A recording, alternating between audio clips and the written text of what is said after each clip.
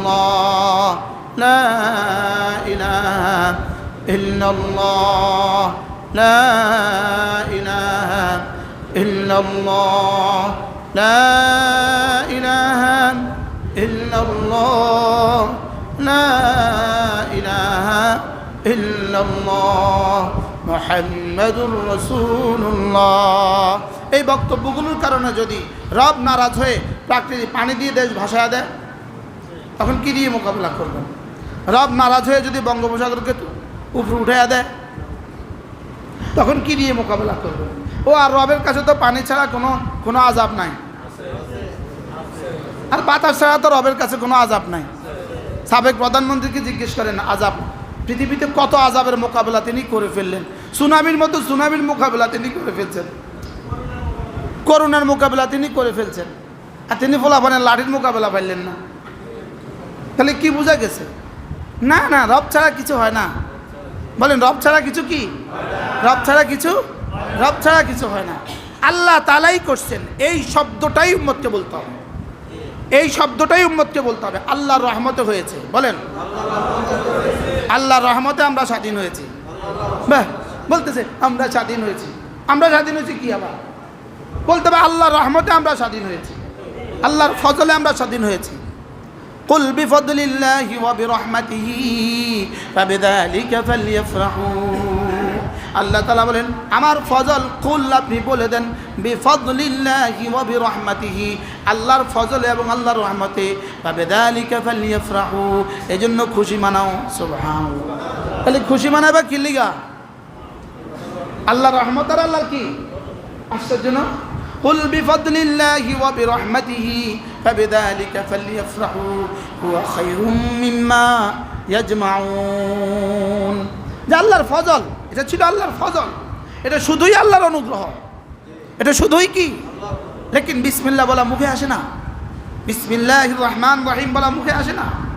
আল্লাহর রহমতে হয়েছে, জগৎ স্রষ্টার রহমতে হয়েছে, এটা মুখে আসে না। আল্লাহ তাআলার রহমতে হয়েছে, এটা মুখে আসে না। আল্লাহ তাআলার রহমতেই হয়েছে, আল্লাহ তাআলার রহমতেই হয়েছে। বলেন, আল্লাহ তাআলার কি হয়েছে? আল্লাহ তাআলার রহমতেই হয়েছে। আজকে যারা মাশাআল্লাহ বসে গেছেন, তারা পৃথিবীর, তারা তাদের মায়ের পেট থেকে পড়ার পরে জীবনে কোনোদিন কল্পনাও করে না, আর তাদের জিবরিলও জানতো না, তাদের কেরামুল কাতিবিনও জানতো না। কি বলছি বলেন? তাদের কি? শুধু আলেমুল গায়বে ওয়াশ শাহাদা জানতেন। শুধু কে জানতো? বলেন, আলেমুল গায়বে ওয়াশ শাহাদা। হযরত আব্দুল্লাহ ইবনে মাসউদ রাদিয়াল্লাহু তাআলা, আল্লাহর নবী কত আজান কটায়?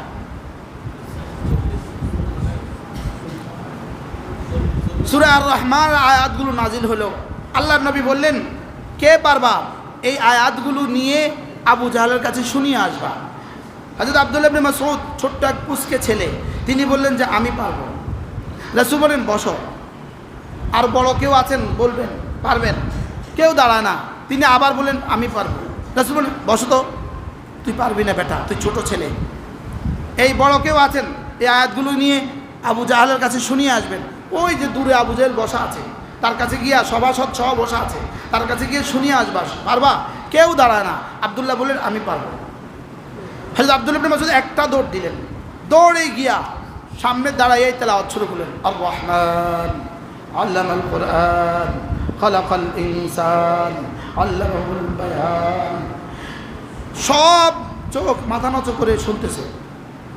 আবু জাহেল তো সহ্য হয় নাই, তেলাওয়াত শেষ করে একটা চড় কষায় দিল বাচ্চারে, বাচ্চার কান ফেটে গেছে। সাহাবা ইকরাম তো দেখতেছে, কানে হাত দিয়ে ছুটে আসছে, ইয়া রাসূলুল্লাহ, ইয়া রাসূলুল্লাহ, আবু জাহেল তো আমার কান ফাটায় দিছে। জিবরিল এসে গেছে। রাসূল বলেন জিবরিল আবু জাহেল তো তার কান ফাটায় দিছে। জিবরিল হাসে। জিবরিল কি? জিবরিল হাসতেছে। ওর কান ফাটাইলো, এখানে হাসার কি আছে? আপনি হাসলেন যে। জিবরিলের জবাব নাই। এবার বদরের যুদ্ধ হয়ে গেল। আব্দুল্লাহ ইবনে মাসউদ আবু জাহেলের গর্দান কেটে নিয়ে আসলো।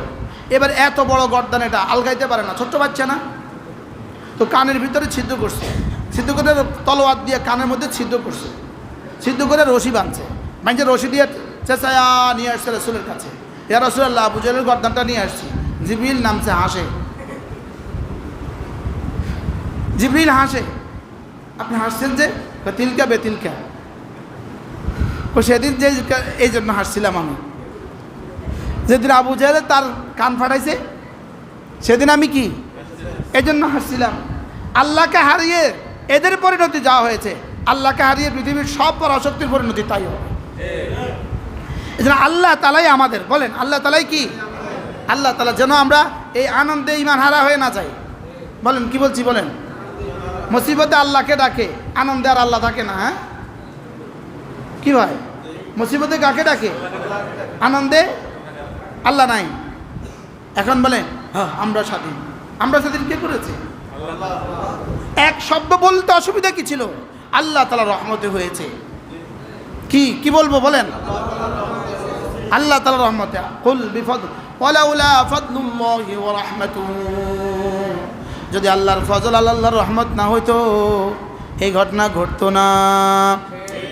কুরআন শরীফে অনেক জায়গায় আছে ওয়ালাউলা ফাদলুল্লাহি ওয়া রাহমাতুহু লাত্তাবা'তুমুশ শাইতানা কাসীরা, ওয়ালাউলা ফাদলুল্লাহি ওয়া রাহমাতুহু লাত্তাবা'তুমুশ শাইতানা কাসীরা। আরো পড়ো ওয়ালাউলা ফাদলুল্লাহি ওয়া রাহমাতুহু মা যাকা মিনকুম মিন আহাদিন আবাদা।